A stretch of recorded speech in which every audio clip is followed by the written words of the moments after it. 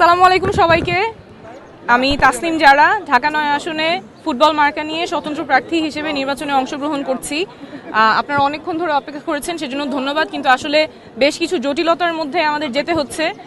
বিভিন্ন কেন্দ্র থেকে নানা অজুহাতে আমাদের পোলিং এজেন্টদেরকে ঢুকতে দেওয়া হচ্ছে না বা বের করে দেওয়া হচ্ছে, এবং বানোয়াট কিছু নিয়ম বানিয়ে এই অজুহাতগুলো দেখানো হচ্ছে। কাউকে বলা হচ্ছে যে আপনারা তো এখানকার ভোটার না, অথচ এরকম কোনো নিয়ম নাই যে এজেন্ট সেই নিয়ম বলে বের করে দেওয়া হচ্ছে, বা বিভিন্নভাবে হেনস্থা করা হচ্ছে। বলছে যে ফোন নিয়ে ঢোকা যাবে না, অথচ ফোন নিয়ে ঢোকা যাবে, ব্যবহার করতে পারবে না। তো এই বিভিন্ন অজুহাতে আমাদের যারা পোলিং এজেন্ট আছেন তাদেরকে বের করে দেওয়া হচ্ছে বা ঢুকতে দেওয়া হচ্ছে না, কিন্তু ভেতরে মানুষ ভোট দিচ্ছে, নির্বাচন হচ্ছে। এটা তো গ্রহণযোগ্য না। এটা সুষ্ঠু প্রক্রিয়া কিভাবে হয় তাহলে?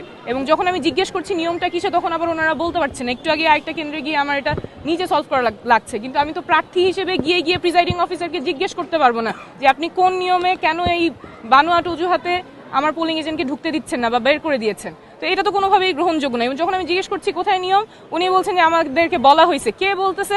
ওনার ওইটা নামও উনি বলছেন না। তো এটা তো গ্রহণযোগ্য হতে পারে না কোনোভাবে। আমরা চাইবো যে সুষ্ঠুভাবে নির্বাচন হবে, এবং এই যে বিভিন্ন অজুহাতে আমাদের পোলিং এজেন্টদের ঢুকতে দেওয়া হচ্ছে না, বের করে দেওয়া হচ্ছে, এটা কোনোভাবেই গ্রহণযোগ্য না। আমরা অনেকগুলি কেন্দ্র থেকে এরকম খবর পাচ্ছি, অনেকগুলি কেন্দ্র থেকে।